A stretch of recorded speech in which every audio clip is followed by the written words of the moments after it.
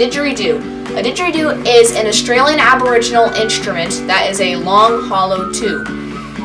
And why am I having a didgeridoo? Well, that's because I would like you to meet Sydney, my Anthill Python. What do didgeridoos and Anthill Pythons have in common? Well, they're both from Australia, like my carpet python.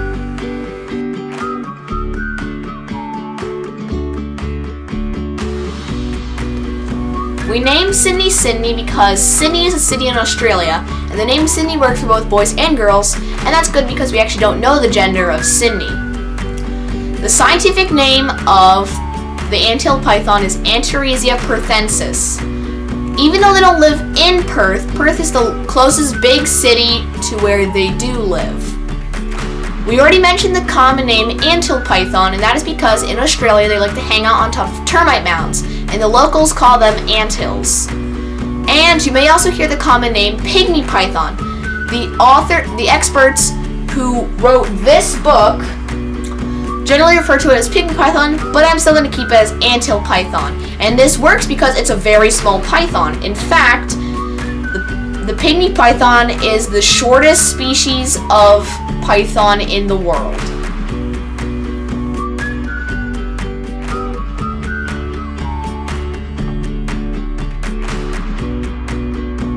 The Anthill Python is in the genus Antaresia, and there are 3 other members of this genus. There is the children's python, or Antaresia childreni, and this was named after the guy who discovered it, not because they're good pets for children, even though they are.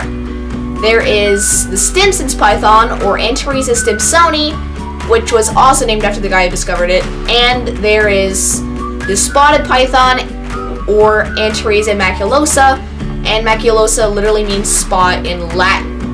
And the spotted python is also the longest species of Antaresia, even though it's still very small.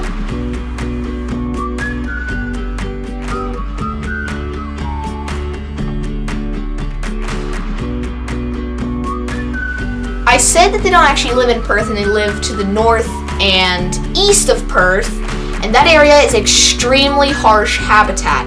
It's dry, hot, and very rocky, and there's not a lot of vegetation.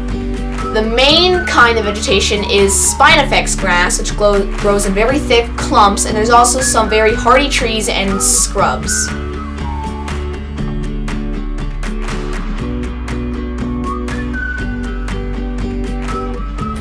As babies, the Anthill Python is very, very small, only about 7 to 8 inches in length, and that's even shorter than what Sydney is right now. As adults in the wild, they're only about 24 inches in length, and in captivity, since there's less pressure on them, they can get a little bit longer.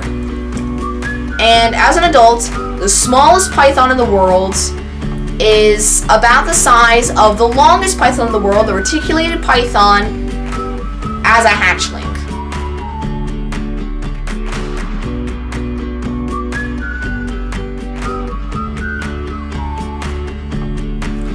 When we got Sydney, she was too small to tell what gender she was. And as babies you can't tell, but as adults you can tell. Like most snakes, the males are shorter than the females, and the males also have larger heads.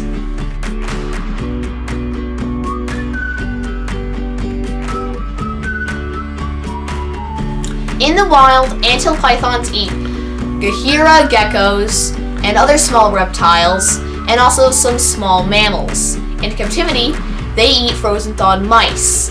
But as hatchlings, they're so small that they have to eat mouse tails, fuzzy legs, which in the Kentucky Fried Mice business is mouse drumsticks, and other rodent parts.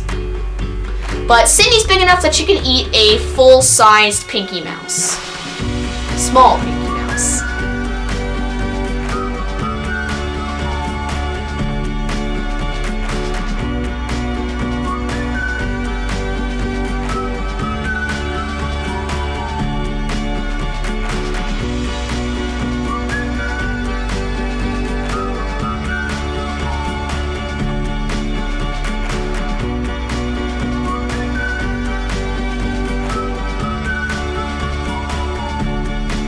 Thanks for watching. please subscribe to our channel, like our videos, and see you next time on Colin's Crazy Creatures.